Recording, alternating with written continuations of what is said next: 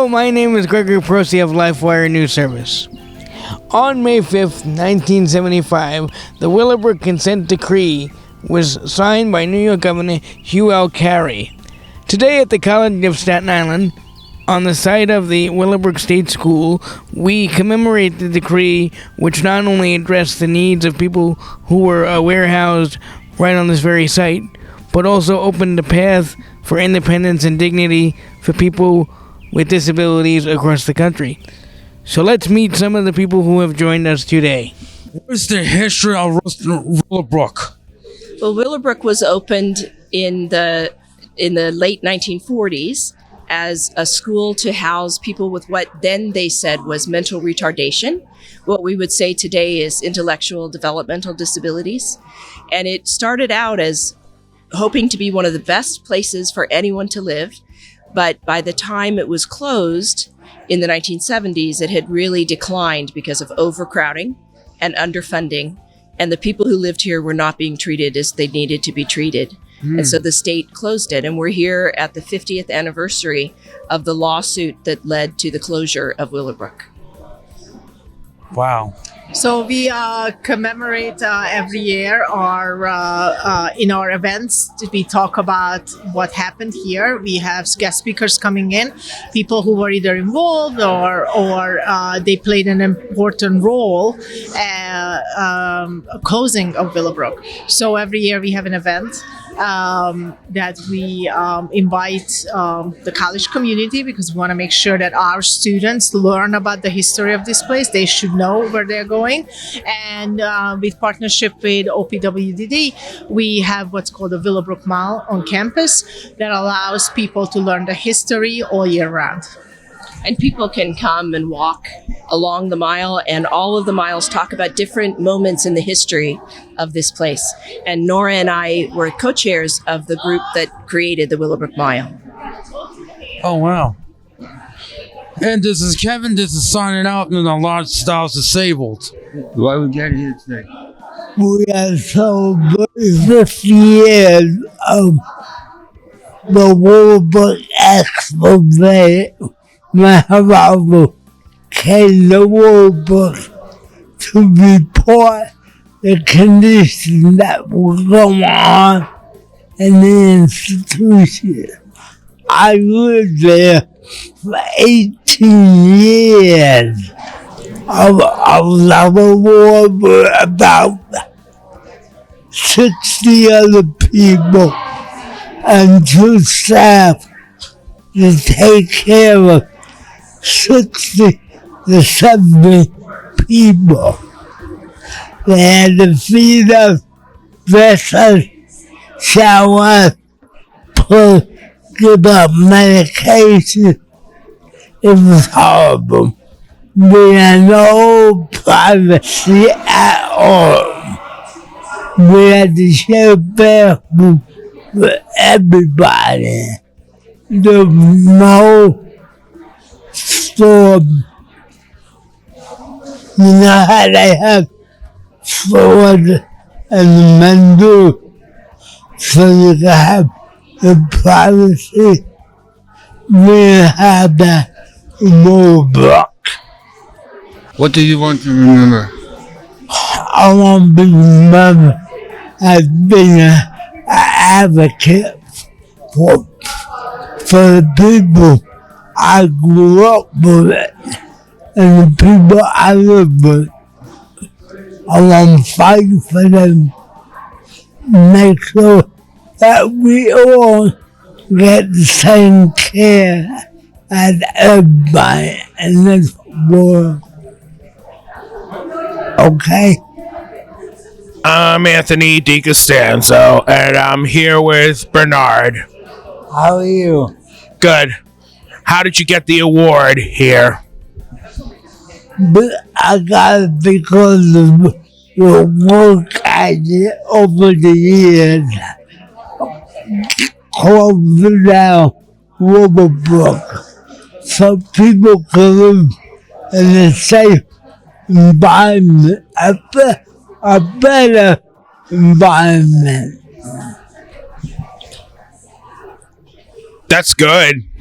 Thank you again, Bernard. Thank you too. Hello, I'm Anthony DiCostanzo, and I'm here with Henry Kennedy and Betsy Lewis from New York City. Henry, what's the future for disabilities? I think the future is very challenging. We're in a period of time where we are celebrating events, but at the same time, we have to really look at the future and say, what's happening? How is it that the events of 50 years ago are impacting today? And as I said, it's challenging, but we're working at it as a group. Nice. How about you, Bethany? Sure. Pretty much the same issue. I think it is a very challenging environment. I think we need to build on successes of the past. We need to recognize we haven't even accomplished success in all of those spheres in terms of people living in the community, being acknowledged, welcomed into the community, living best lives. I think we need to ensure, in particular, that New York State continues to take the lead when it comes to recognizing the right of people with disabilities to live productive lives in the community. But it is a very challenging time. Hello, this is Aaron, and I'm here with Giuseppe, the founder of Lifestyle for the Disabled. So, what would the history about the past in 1994, how did that come? In 1994, they passed a law that made all individuals entitled to education, especially the disabled population. And once that happened, the world opened up for many people. The opportunities to work, the opportunities to have vacations, the opportunities to be integrated in the regular community. It was a very important time. And as one of the first student teachers at Willowbrook, myself, it was a new world that we actually entitled everyone up to 21 years old that they were entitled to an education by law. And then what that made available is different things in the community where our population, our disabled population, was intermingled with the, quote, normal population. And it was really an important time in everyone's lives. From that time on, things got progressively better and better and better. Group homes were formed, residential individuals that could live by themselves with other individuals, 3 or 4 to a house. It was the beginning of good things that were going to happen in their lives and in their families' lives. And there was a lot of help given to families that had individuals that were disabled. There was respite that families would have 2 or 3 days off from their individuals because their individuals would be going on trips overnight. And this not only was great for the participants, but was great for the families to do other things. So that's what happened. I'm so glad that everything became good.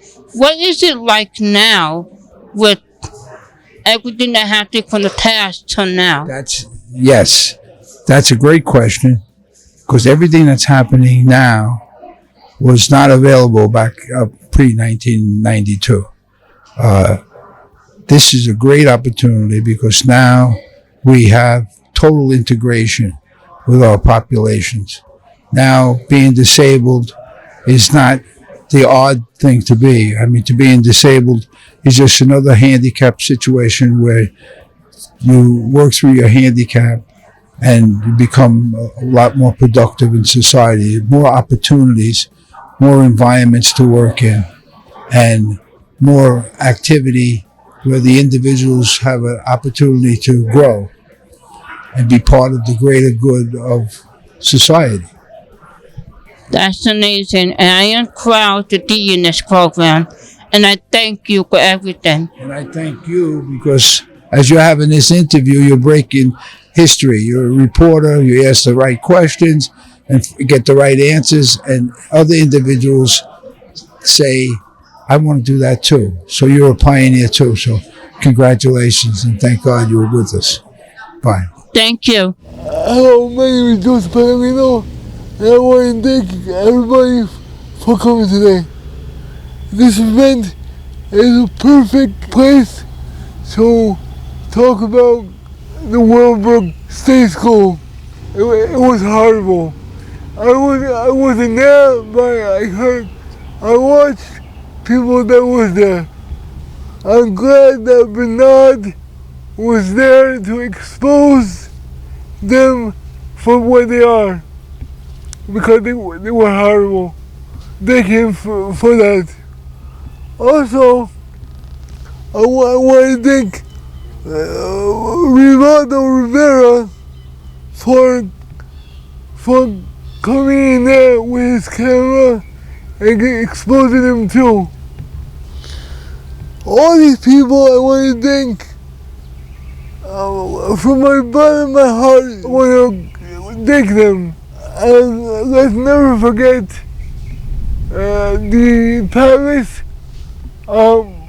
parents with disability kids that came in there and exposed them too. And thank you very much. This has been Joey Padalino discussing the Willowbrook School. Signing off.